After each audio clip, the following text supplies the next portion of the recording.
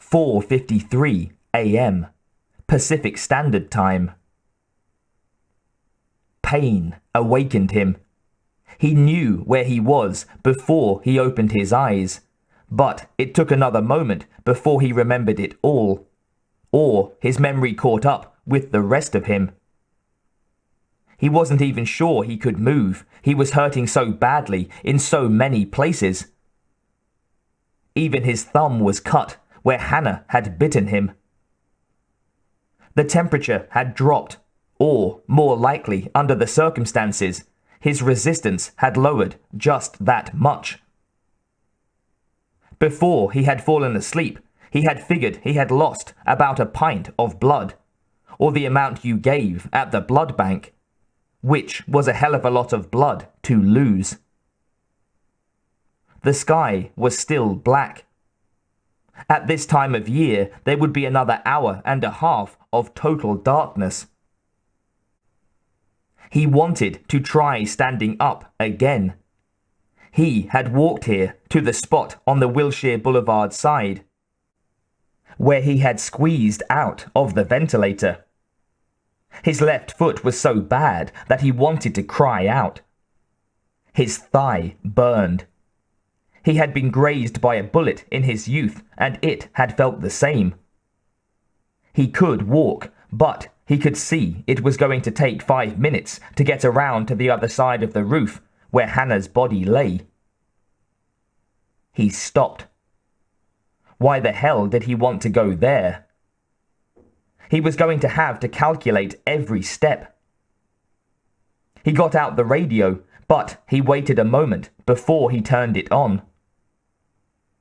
Something was bothering him.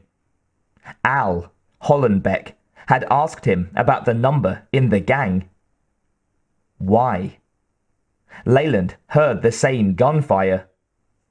These kids had studied this stuff in guerrilla camps throughout the Middle East.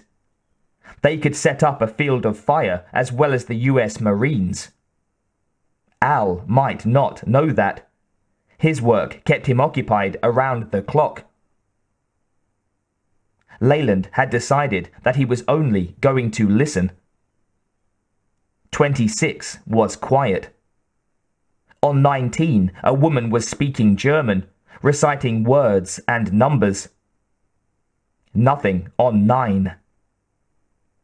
The police had their own frequencies, but that did not mean that the gang could not listen to them too, with the right equipment.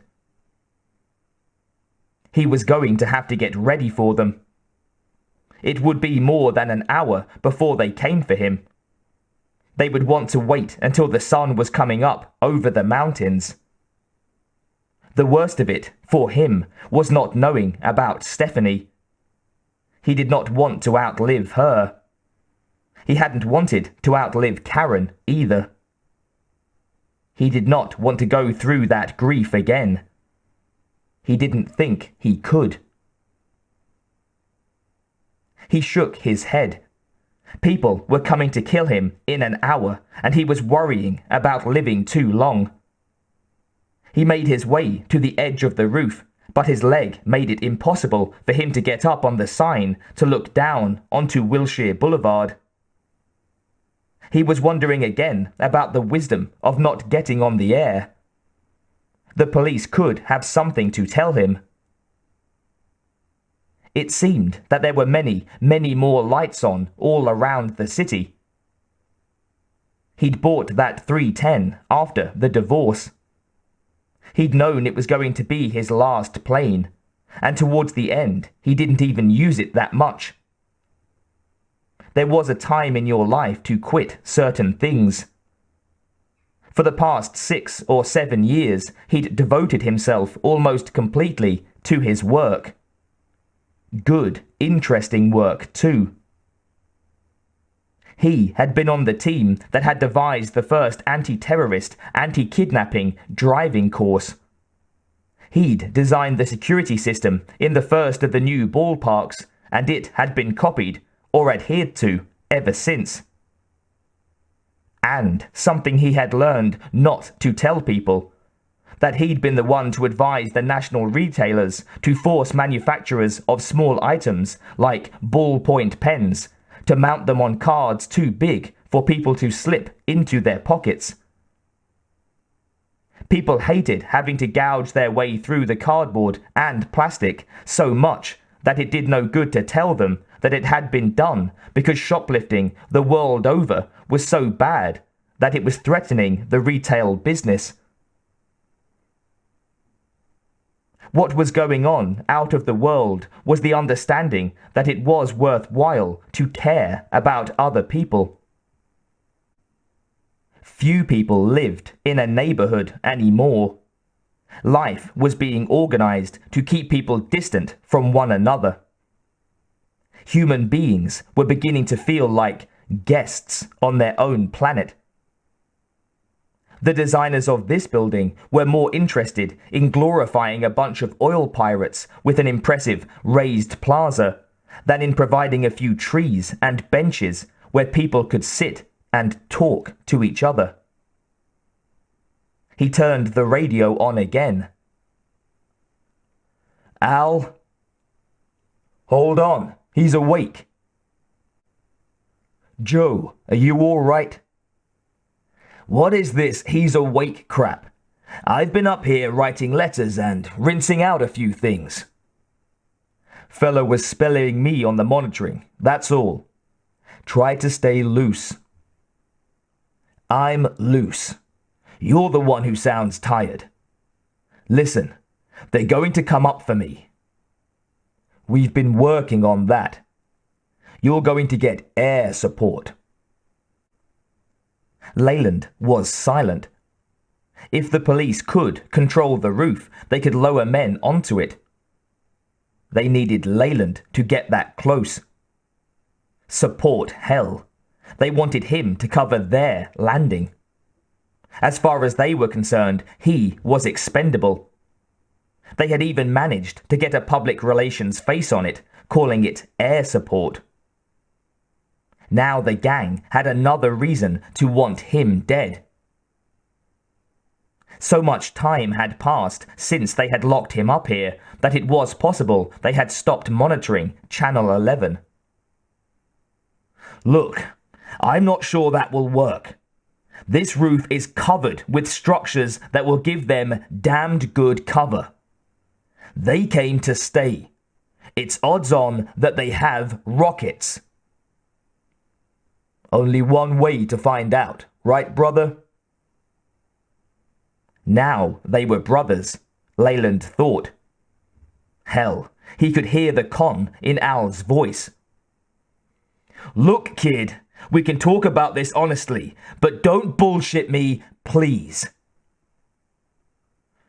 "Something I should have told you, Joe. The networks are here, and they're picking up and sending out everything we're saying." Leland sighed. "Am I getting paid?" "I don't think so." "They'll have to take their fucking chances with the rest of us." His voice was controlled. "It's Christmas morning back east, Joe. Little kids are watching. They should be in church. Sure, if anybody out there wants to do something for me, he can go to church." "There you go. Everybody knows you've been through hell. Now you've got me doing it. Merry Christmas, everybody." "Joe, we're not kidding you. With first light, you'll have helicopters overhead constantly. They're going to cover you." "Listen to me. Listen carefully and think. The only reason I'm still alive is because they know they have the situation under control. They want to shoot down a helicopter." "No, Joe. They want airtime. They want to patch into the networks. They want to hook up to the satellite and talk to the whole world." "And?" The people we've been able to talk to so far say that it's difficult, if not impossible, to give them what they want. We're trying to talk to them about it. And at first light, the helicopters would attempt to get what remained of the SWAT team down. If they succeeded, the men would fight their way down to the hostages, many of whom would be killed. Among the dead, Steffi, Judy, and Mark. But the police were going to fail. The job would be surrendered to the army, which would blow its way in from above and below. The army would succeed, and then all would die. Leland decided not to argue anymore. Joe, are you awake enough to talk to a friend? You sound like you're on television. Hey, go easy on me, man. I want to go home and see what Santa left under my tree. People keep giving me machine guns. He was moving again, trying to not let the pain show in his voice. I've got 6 of them so far. I thought you said 7. Oh, I got 7 of them. The last was Hannah over there. How do you know her name? The police had to get a picture of what had happened in here. I wanted to talk to her about poetry. What's this about a friend? He saw that he had an interesting dilemma. If he had enough light to see what he was doing, he would not be able to do it for long. Well, you have a choice of 2, Billy Gibbs or Kathy Logan. Tell Billy Gibbs that I'm still flying point. He'll know what I mean. Then you want to talk to Miss Logan? Ms. Hey, I had to do that in front of the whole country. Billy Gibbs heard you on television, and he says to come out of the sun, whatever that means. It means that Billy knows who the captain is. That's what it means. It wasn't bad advice, actually. Leland struggled to the east side of the building. What was your rank during the war? Are you going to let me talk to Kathy, or aren't you? I'd better, or I'm going to get bad fan mail. I keep forgetting we have an audience. They've missed half the show. You keep saying that. Are you sure you killed 7? So far. And that there were originally 12? I heard them say that, and not for my benefit either. What do you mean by that? We've been playing cat and mouse up here since 9 o'clock last night. If any of them lives through this, we're going to have a reunion next year. Pizza and bowling. Put Kathy Logan on before your switchboard lights up, hambone. Boy, I'm glad I don't have to ride a black and white with you. Joe, it's Kathy. Can you hear me? As if I was in the candy store around the corner. Want to go to the movies? How are you? I'd love to go to the movies. I'm fine. How are you? I have the television on, and it looks like a war up there.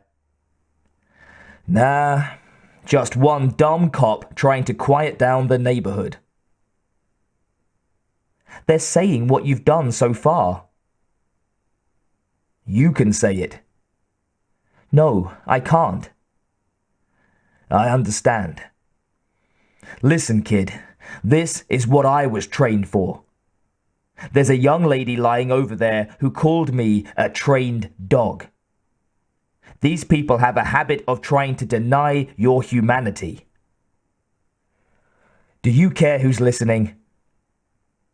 Besides me, no. I'm interested in who's talking. Trained I am. A dog I'm not, or any other kind of animal. I'm a human being. Just one. And they can't see that my presence here ought to teach them something. I agree with you, Joe, but I don't know if I'm as brave as you are. He was looking for a way in through the roof. If the 5 survivors were monitoring him, let them think that he was having a chat with his girl. He could smell her perfume. He could feel her lips on his lips again.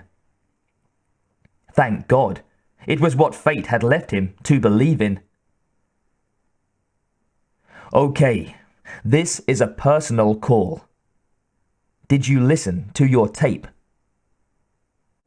Yes. I was cut off by these people.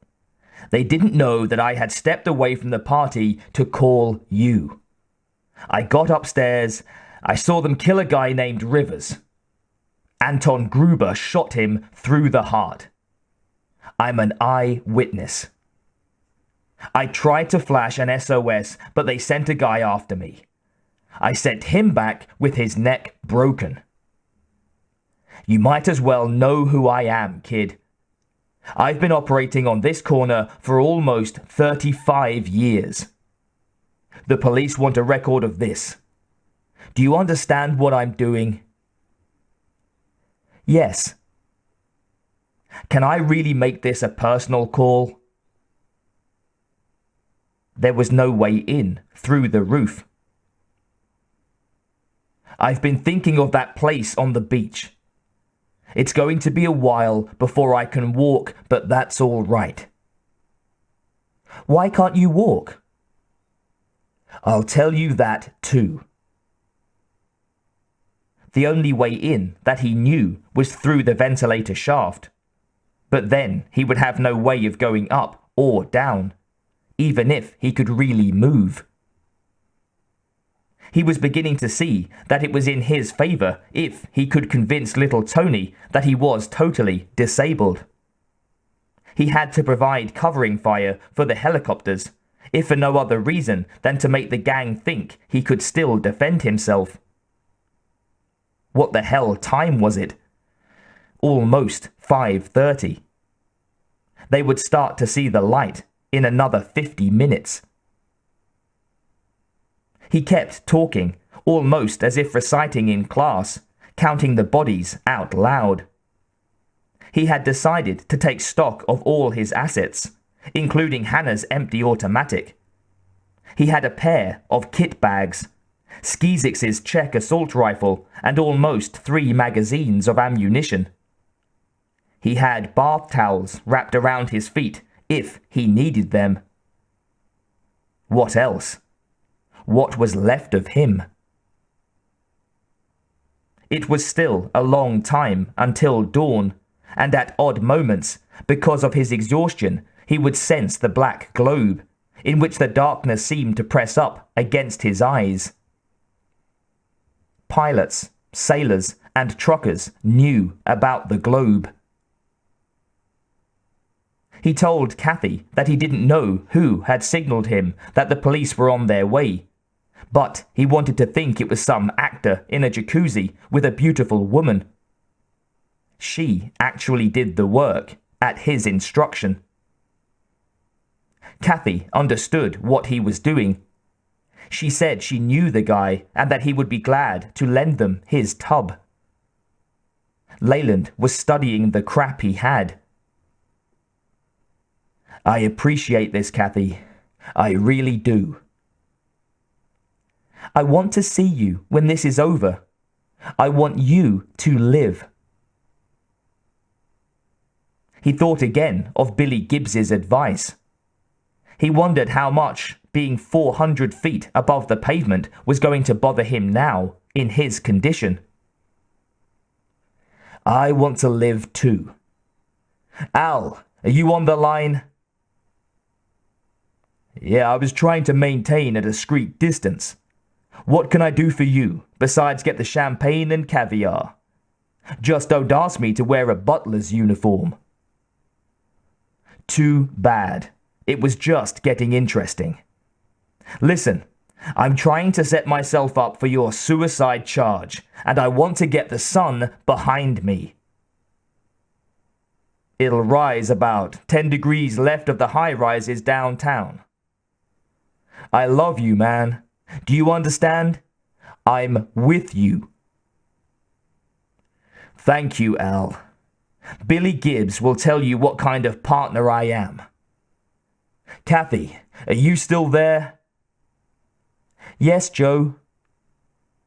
Well, as a regular viewer, you know that the LAPD will be coming over the hill at sunrise, if not before.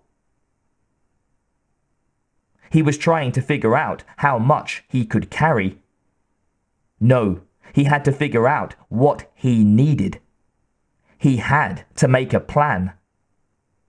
He had to assume that Tony was listening, looking for the way that Leland was trying to set him up. Well, to hell with that shit. Billy Gibbs's advice remained the best. With the sun behind him, Leland stood a chance. Billy knew that Leland meant to go on the offensive. That was right. That was goddamned right. He had become the climax of a horror flick only because of these animals. If God was good, he was going to be able to kill them all. This was not the first time he'd had that thought. Now he wanted it more than ever. Anyway, he said to Kathy Logan, and he thought to anyone else who happened to be listening. What I'm going to do is get my back to the sun, so these people will have to look into it to find me. We did it in World War II. From that position, I'll be able to cover both the door to the roof and the door out of the elevator tower. Since I saw you last, Kathy, I moved into Claxon Towers here. I know it more intimately than I've known most people.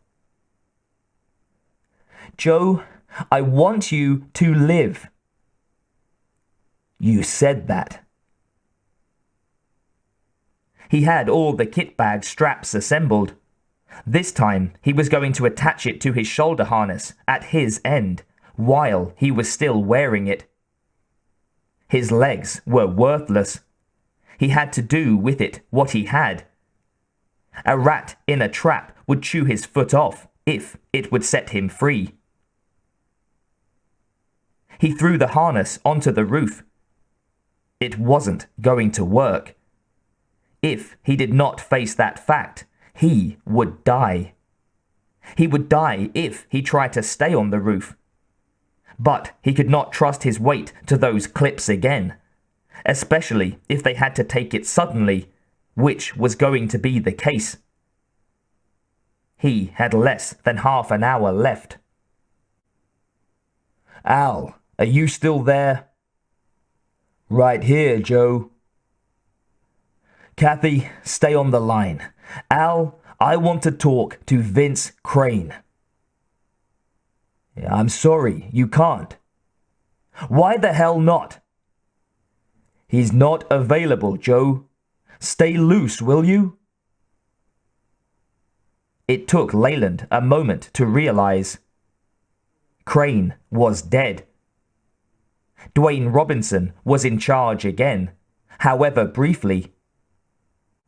He had devised the roof landing, and if Leland happened to get killed in the process, it would be no skin off Robinson's ass. Leland pressed the talk button. Al, who is the officer presently commanding this operation? I want it on the record. Joe, you don't have to help us. You've done enough. Let's get the man's name on the record, Al. Captain Dwayne T. Robinson. Now, Joe, you've been under tremendous strain. Don't kid me. All this time you've been keeping it light, and Vince Crane is dead. Now tell me what the situation is down on the street." He was moving towards the elevator tower again. His left leg was completely numb. It was his back that was racked with pain now. If there were fire hoses up here, they might be in the same relative positions as the hoses down below. "Are you going to tell me about the situation, or aren't you?" "Mr. Leland." It was a new voice, very loud and clear. "Who's talking?" "Never mind. I have this little base station up in the hills with enough power to blanket Canada. They had it on the television. The garage is rigged with explosives." Leland had an idea. "You want to get in on this?" "My pleasure." "Can you hear me well enough?" "Hell, I'm getting you in stereo. If the FCC saw my equipment, why, they'd just about make me eat it." Leland smiled. "They have their limits." "Joe, this is Dwayne Robinson. I want you to back off, and I mean now. You've been at this all night, and you've had enough." "I'm going to do my duty," Leland said. "Joe, you find yourself a place to hole up." It was Al Powell again. "And you've done more than your share. Put yourself in our position down here." "That's exactly what I have in mind." He had found the hose in a metal chest like the glass cases downstairs, but it was too heavy to carry. He had to unravel it anyway, to get at the coupling that secured the hose to the water outlet. How long was it? 40 feet? He wasn't going to be able to cut it. In fact, he didn't want to cut it. "Kathy." "Yes, Joe?" "If this is too much for you, say so." "They've already told me that they're coming down here with cameras. They're on their way." The hose was stretched across the roof. "Hey, you with the oversized transmitter. What do I call you?" "Taco Bill. I'll tell you why, but there are kids listening." Another voice. "Joe, this is Scott Bryan from KXAC On The Spot News. We thought you'd like to know that the churches back east are filled." The coupling was frozen. He had to hit it again with the butt of Skeezix's gun. Now he picked up the radio again. Brian, I'd appreciate it if you stayed off this channel." "Sorry, we're rooting for you." "Stay the fuck off." It took 2 more trips to get the whole length of the hose to the edge of the roof. 5:45. He wasn't going to make it easy for little Tony. Leland would still be able to cover both doors if he took another 5 or 10 degrees of arc to the north. It might be enough to pull them out into the open a little more, although Leland really doubted it. They had been too quiet. They had everything figured out. Leland himself had to figure something else, and for that he had to get up on the metal frame supporting the sign around the building. For the last half hour he had been keeping his thoughts away from this, and now that he had to think about it, he could feel his rage rising. He didn't even know if he could get up on the sign at all, and what he had in mind required at least 2 ascents, maybe more. He pulled himself up with his arms like a child. 400 feet. Smoke was still rising from the street. The officer's body had been removed, but the look was that of a war. The street wasn't what he was interested in, however. He had to hang his head and shoulders out over the side. The last time he had tried to estimate the distance down, he had been off by 6 or 8 feet. The conditions had been different, but hardly worse. He had to estimate the distance down, the arc he would travel, where that arc would take him, and then translate it all into the length of the hose. If he secured the hose properly, there would be no danger of falling. He might wind up hanging by the waist 370 feet above the street, like something in a shooting gallery. The first moments were critical. Given his condition, he was going to have to roll off the roof. He was going to be spinning. He could only hope that the momentum was going to take him back in towards the building again. And he had to calculate his position on the 40th floor. Once the action started again, he would be safe there, unless someone figured out what had happened to him. Then he would have to scramble for his life again. Crawl. He was so frightened that he could hardly focus his eyes. He didn't know if he should take that into consideration or not. He got the hose up onto the klaxon sign, measured it off, then doubted his calculations.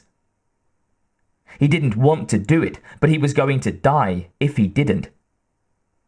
Now he realized that he was going to have to keep the hose taut while he was lying on the sign, or rolling off would yield the same effect as being dropped through a trap door.